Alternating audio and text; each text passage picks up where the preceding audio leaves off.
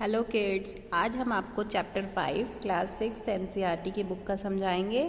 Chapter 5 है जिसका name है हमारा a different kind of school, एक अलग तरह का स्कूल हमें सबको पता है कैसे होते हैं। मोस्टली स्कूल्स होते हैं जहाँ पे हम जाते हैं, अपने सब्जेक्ट्स को पढ़ते हैं और लास्ट में हमारी छुट्टी होती है और हम आ जाते हैं, ठीक है। बट यहाँ पे जो स्टोरी जो बताई गई है वो है थोड़ी सी अलग। उसमें जो स्कूल है वो थोड़ा अलग टाइप का है, जैसा कि इसके टाइटल से पता चल रहा है, डिफरेंट काइंड ऑफ स्कूल। और ये एक नोवेल से लिया गया है, ठीक है। तो नोवेल किसने लिखा है हम उनका नेम भी देखेंगे, जो लास्ट में आपको दे रखा है, ईवी लुकास, ठीक है। अब्रेज्ड एंड सिंप्लीफाइड। जब एक नोवेल में से उसको हम थोड़ा सा श्रिंक करके लिखते हैं, मतलब उसका कंटेंट जो है वो वही रहता है, उसमें कोई चेंजेस नहीं होते, बट उसको थोड़ा सा श्रिंक करते हैं, तो उसे अब्रेज बोलते हैं एंड सिंप्लीफाइड, ठीक है। इजी लैंग्वेज में आपको समझाया गया। A different kind of school, इसमें जो राइटर है वो अपना एक्सपीरियंस लिख रहा है, वो ठीक है। I had heard a great deal about Miss Beam's school but not till last week did the chance to come to visit it. तो राइटर क्या लिख रहा है कि उसने मिस बीम के स्कूल के बारे में काफ़ी कुछ सुना था, लेकिन वो वहाँ जा नहीं पाया था लास्ट वीक से पहले, मतलब उसे लास्ट वीक ही चांस मिला था उस स्कूल में विजिट करने का। When I arrived, there was no one inside but a girl of about 12. Her eyes were covered with a bandage and she was being led carefully between the flower beds by a little boy who was about 4 years younger. She stopped and it looked like she asked me who had come. He seemed to be describing me to her. Then they passed on.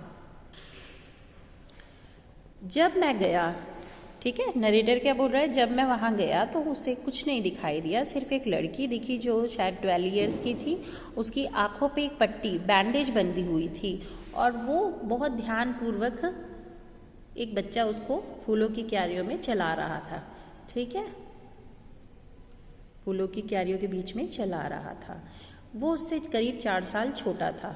वो रुक जाती है और वो उस बच्चे से पूछती है कि कौन है, कौन आया है, ठीक है।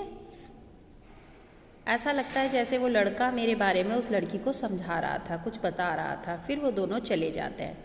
Miss Beam was all that I had expected, middle age, full of authority yet kindly and understanding. Her hair was beginning to turn grey and she had the kind of plump figure that is likely to be comforting to a homesick child. Asked her some question about her teaching methods which I had heard were simple. Miss beam वैसी ही थी जैसे ये मैंने expect किया था। एक middle age women थी, full of authority थी, काइंडली थी एंड अंडरस्टैंडिंग थी। उनके बाल जो थे वो ग्रे होना शुरू हो रहे थे और बहुत हेल्दी फिगर, प्लम फिगर, मोटी थी, बिल्कुल कंफर्टेबल थी एक होमसिक चाइल्ड के लिए। फिर मैंने उनसे कुछ क्वेश्चन पूछे उनके टीचिंग मेथड से रिगार्डिंग, जो मैंने सुना था काफ़ी सिंपल है। No more than is needed to help them to learn how to do things, simple spelling, adding, subtracting, multiply and writing. The rest is done by reading to them in by interesting talks during which they had to sit still and keep their hands quiet. They are practically no other lesson. उन्होंने क्या बताया कि वो कोई भी खास तरीका जो है वो सिखाने का नहीं है उनके पास में चीज़ों का। सिंपल वो स्पेलिंग सिखाती हैं, ऐड सब्ट्रैक्ट सिखाती है, मल्टीप्लाई और कुछ लिखना सिखाती है, ठीक है। उसके अलावा वो रीडिंग सिखाती है और कुछ इंटरेस्टिंग टॉक्स करती हैं। उसके अलावा जब वो टॉक्स वगैरह करती है तो सिर्फ उनको बैठ के ध्यान से सुनना होता है। उनके हैंड्स कुछ वर्क नहीं करते बच्चों के, वो सिर्फ सुनते हैं ध्यान से. The real aim of this school is not so much to teach thought as to teach thoughtfulness, kindness to other and being responsible citizen. Look out of the window a minute, will you? उन्होंने क्या कहा, miss beam ने कहा कि इस school का जो main purpose है वो ये नहीं है कि थॉट्स वगैरह ज़्यादा सिखाए जाएं, बस ये सिखाया जाता है थॉटफुलनेस, ज़्यादा सोचने की क्षमता, काइंडनेस, दूसरों के साथ दयालुता और एक रिस्पॉन्सिबल सिटीज़न बनने की शिक्षा ऐसी दी जाती है. आप ज़रा विंडो के बाहर 1 मिनट देखेंगे, उन्होंने नरेटर से कहा. I went to the window which overlooked a large garden and a playground at the back. What do you see, Miss Beam asked. जब मैंने नरेटर बोल रहा है, जब मैंने विंडो के बाहर देखा तो मुझे बहुत बड़ा गार्डन दिखाई दिया और एक प्लेग्राउंड दिखाई दिया उसके पीछे। तब मिस बीम ने मुझसे पूछा कि आपको क्या दिखाई दे रहा है। आई सी सम वेरी ब्यूटिफुल ग्राउंड्स, मुझे बहुत सुंदर मैदान दिखाई दे रहे हैं। I said and a lot of jolly children, और बहुत ही हंसते हुए खेलते हुए हैप्पी बच्चे दिखाई दे रहे हैं। It pains me to to see that they are not also healthy and active looking, लेकिन उन्हें देखकर मुझे दुख हो रहा है, वो सारे हेल्दी नहीं दिख रहे और ना ही एक्टिव दिख रहे हैं। ठीक है। When I came in I saw one poor little girl being led about, और जब मैं अंदर आया था तो मैंने देखा था एक बेचारी लड़की जो थी छोटी, उसे भी कोई चला रहा था। ठीक है, उसे कोई दिशा दे रहा था, बता रहा था। She has some trouble with her eyes, शायद उसकी आंखों में कोई दिक्कत थी। Now I can see 2 more with the same difficulty, अब मुझे 2 और ऐसे बच्चे दिखाई दे रहे हैं जिनको ये समस्या है। And there is a girl with crutch watching the others at play, और एक लड़की है जो बैसाखी के साथ है और दूसरे बच्चों को खेलते हुए देख रही है। She seems to be a hopeless cripple, वो ऐसा लग रहा है बिल्कुल निराश, एक अपंग व्यक्ति की तरह है। Miss Beam laughed, oh no she said, she is not really lame. Miss Beam हंसती हैं और कहती है, नहीं नहीं ऐसा नहीं है, वो वास्तव में वो लंगड़ी नहीं है। This is only her lame day, आज उसके लंगड़े होने का दिन है। The others are not blind either, बल्कि जो ये ब्लाइंड दिख रहे हैं ये ब्लाइंड भी नहीं है, इनका ब्लाइंड डे है आज। I must have looked very surprise for she laughed again, जब उनको मैंने हंसते हुए फिर से देखा तो मुझे काफ़ी आश्चर्य हुआ। This is a very important part of our system to make our children appreciate and understand misfortune, we make them share in misfortune too. Each term every child has one blind day, one lame day, one deaf day, and one injured day, and one dumb day. ये हमारे system का important part है। Miss beam ने बताया कि हम बच्चों को ये सिखाते हैं कि वो अप्रिशिएट करें और समझे कि मिसफॉर्चून क्या है, दुर्भाग्य क्या होता है, और जो उनको मिला है उसकी वो कद्र करें। तो हर टर्म में हर बच्चे का एक ब्लाइंड डे, लेम डे, डेफ डे और इंजर्ड डे आता है और डम डे आता है। ब्लाइंड डे के दिन उनके आइज़ पे बैंडेज बांधी जाती है और ये उनके ऊपर होता है कि वो उसमें से झाँके नहीं। ठीक है। The bandage is put on over night so they wake up blind, ये रात को ही उनके पट्टी बांध दी जाती है ताकि वो सुबह जब उठेंगे तो एज ए ब्लाइंड ही वो उनके दिन की शुरुआत होगी। This means that they need help with everything, इससे उन्हें पता चलेगा कि उन्हें हर चीज़ के लिए किसी न किसी की ज़रूरत है। Other children are given the duty of helping them and leading them about, कुछ बच्चों की ड्यूटी लगा दी जाती है, बाकी बच्चों की, उन ब्लाइंड बच्चों की हेल्प करेंगे। They all learn so much this way, इस तरीके से वो काफ़ी कुछ सीखते हैं। Both the blind and the helper, helpers भी सीखते हैं और ब्लाइंड जो बना हुआ है वो बच्चा भी सीखता है। There is no misery about it, Miss Beam continued. इसमें कुछ भी दुखी होने जैसा नहीं है। Everyone is very kind and it is really something of a game. ये एक गेम की तरह है और बिल्कुल सब दयालुता के साथ इसको हैंडल करते हैं। Before the day is over tough, though even most thoughtless child realize what misfortune is.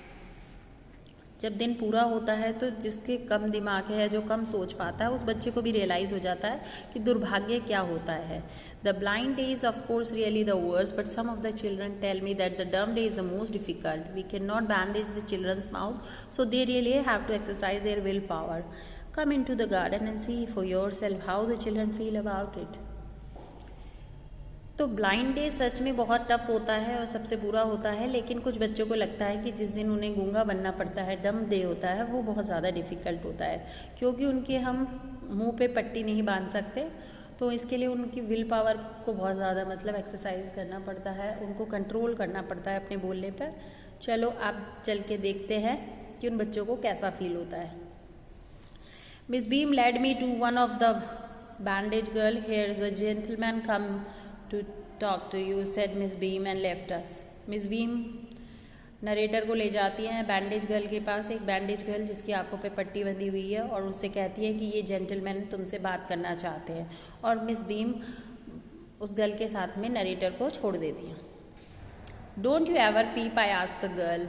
Oh no, she exclaimed. That would be cheating, but I had no idea it was so awful to be blind. वो कहता है narrator, क्या तुम कभी झांकती नहीं हो इस पट्टी में से? तो गर्ल कहती है नहीं नहीं, ये बिल्कुल नहीं ऐसा करते, ये तो चीटिंग होगी। और नरेटर कहता है कि मुझे तो ऐसा लगता है ये बहुत ही बुरा होता है, बहुत ही ऑफुल, बहुत ब्लाइंड होना बहुत ही बुरा एक्सपीरियंस होता है। You can't see a thing, तुम देख नहीं सकते चीज़ों को। You feel you are going to be hit by something every moment. It's such a relief just to sit down. तुम्हें हर पल ऐसा लगता है कि तुम किसी चीज़ से भिड़ जाओगे, चोट लग जाएगी। सबसे अच्छा होगा अगर बैठ जाओ एक जगह। Are your helpers kind to you? I asked. क्या तुम्हारे जो हेल्पर्स होते हैं वो तुम्हारे लिए दयालु होते हैं? फेयरली, वास्तव में होते हैं, but they are not as careful as I shall be when it is my turn. पर वो इतने दयालु नहीं होते जितने कि मैं होती हूँ जब मैं हेल्पर बनती हूँ। Those that have blind already are the best helpers. जो लोग पहले अंधे बन चुके हैं वो ज़्यादा अच्छी हेल्पर्स बनते हैं, क्योंकि उन्हें पता होता है कि किसको कैसे हेल्प करनी है, उसको क्या क्या प्रॉब्लम फेस कर रहा होगा वो। इट्स परफेक्टली घैसली not to see, I wish I would try. ये बहुत ही भयानक होता है कि आप देख ना सको। मेरी इच्छा थी मैं ट्राई करूं।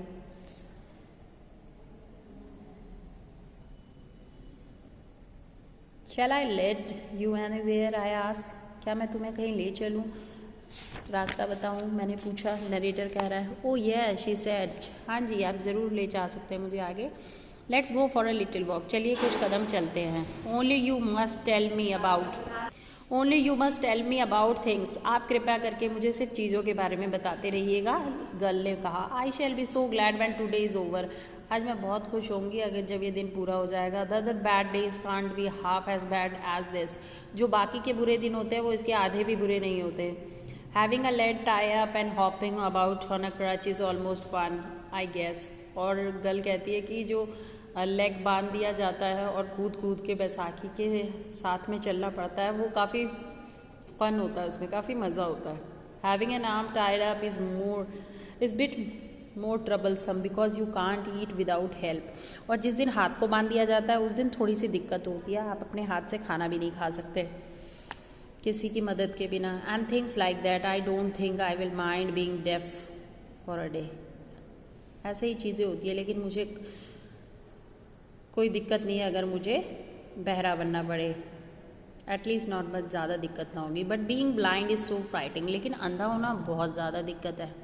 माई head aches all the time just worrying from that I will get hurt. Where are we now? Girl कहती है कि मुझे हमेशा सर में दर्द रहता है कि कहीं मैं ना चिंता रहती है कहीं मैं किसी चीज़ से टकरा ना जाऊँ या मुझे चोट ना लग जाए। वैसे हम कहाँ पर हैं अभी? नरेटर कहता है इन द प्लेग्राउंड। हम मैदान में हैं, खेल के मैदान में है, आई सेड। ठीक है, नरेटर कह रहा है। We are walking towards the house. अब हम घर की तरफ चल रहे हैं। ठीक है। Miss beam is walking up and down the garden with a tall girl. Miss beam जो है वो ऊपर नीचे गार्डन में जा आ रही है एक लंबी लड़की के साथ में। What's the girl is wearing? My little friend asked. उस लड़की ने, बैंडेज लगी हुई लड़की ने पूछा, उस लड़की ने क्या पहन रखा है? A blue cotton skirt and a pink blouse. उसने ब्लू कॉटन की स्कर्ट और पिंक ब्लाउज पहन रखा है। I think it's Millie. Bandage लगी हुई गर्ल ने कहा शायद वो मिली है, मुझे लगता है वो मिली है। She said. What colour is her hair? उसके बालों का कलर क्या है? वेरी लाइट, बहुत हल्के कलर के बाल है। Yes that's Millie. She is the head girl. वो मिली है, वो हेड गर्ल है। There is an old man tying up the roses, I said. और नरेटर कहता है कि वहाँ पे एक आदमी है जो गार्डन में वो सारे रोजेस को बांध रहा है। Yes that's Peter. वो पीटर है। He is the gardener. He hundreds of years old. वो गार्डनर है और वो करीब 100 साल का है। And here comes a girl with curly red hair, she is on the crutches. और यहाँ पर अब एक लड़की आ रही है घुंघराले बाल वाली, जिसके बालों का कलर रेड है और उसके बैसाखी है उसके साथ में। That's Anita, she said. उस लड़की ने बताया कि वो अनीता है। And so we walked on. ऐसे ही हम चलते रहे।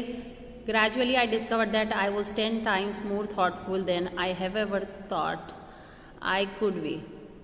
धीरे धीरे मुझे रियलाइज़ हुआ कि मैं काफ़ी थॉटफुल मैन बन गया हूँ, काफ़ी सोचने वाला समझदार व्यक्ति बन गया हूँ। जितना मैं पहले था उससे 10 गुना ज़्यादा थॉटफुल पर्सन बन गया हूँ। I also realise that if I had to describe people and things to someone else it made me more interesting to me.